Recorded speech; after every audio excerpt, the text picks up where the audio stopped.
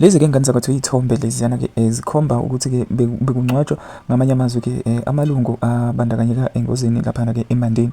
So kuthiwa-ke undunankulu uye wakhala-ke ngokuthi akekho-ke umzali kufanele ukuthi abone izitho-ke zangaphakathi-ke lo mzimba wengane yakhe zigcwele-ke umgwaqo-ke. Umphathiswa lona-ke umnyango wezokuthutha-ke umnumzana Siboniso Duma usho kanjalo. uDuma-ke usho lokhu ngesikhathi-ke laphana-ke kuqhubeka inkonzo yomngcwabo-ke wabangane-ke abayisihlanu kwabayisishiyagalombili-ke abaphangalala engozini lena-ke enyandisa igazi yakhona laphana eMandeni ngoLwesihlanu oludlule.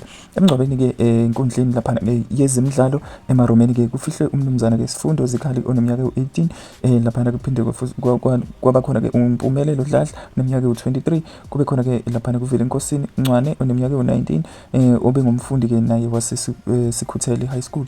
Uphinde futhi kube khona-ke uSiphindile Dladla oneminyaka ewu-17 obefunda-ke yena ugrade 11 noBanele-ke Sishi obefunda-ke ugrade 10. Kuthiwa-ke ngomgqibelo enkundleni-ke yezemidlalo-ke efanayo kungcwatshwe laphana-ke izilamani umnumzana Siphelele Ngcongo oneminyaka ewu-27 obengumshayeli wetekisi noSimphiwe Ngcongo oneminyaka ewu-25 obengumlimi.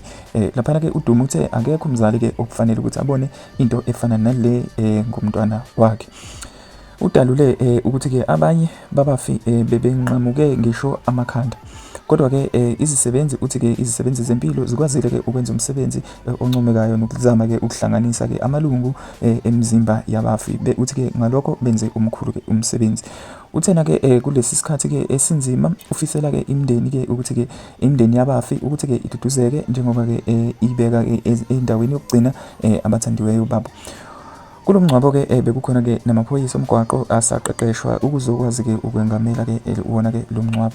uDuma-ke uphinde washayela-ke ehlombe izinhlaka-ke ezahlukahlukene-ke zomphakathi-ke ngokuhlanganyela-ke nomnyango ekutheni-ke kududuzeke-ke imindeni ethintekayo kulesi sehlakalo-ke. Esigamekweni-ke esadlula nemiphefumulo yabafi yayibandakanya-ke iToyota Avanza nalaphana-ke kanye netruck ngizothi-ke iloli kwagcina-ke kushayisana laphana-ke emgwaqweni u-N2 lapha ngaseMandeni kwagcina-ke kushona-ke abayisishiyagalombili.